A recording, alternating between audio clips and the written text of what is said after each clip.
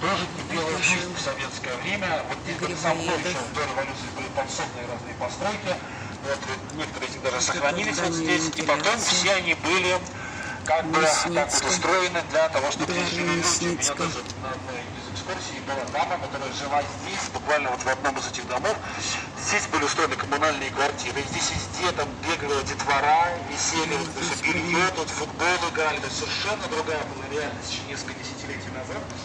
И что интересно, они сообщили, что вот рядом с этой вентиляционной шахтой, это тоже для метро, конечно, вентиляционная шахта, мы идем как раз вдоль вот этой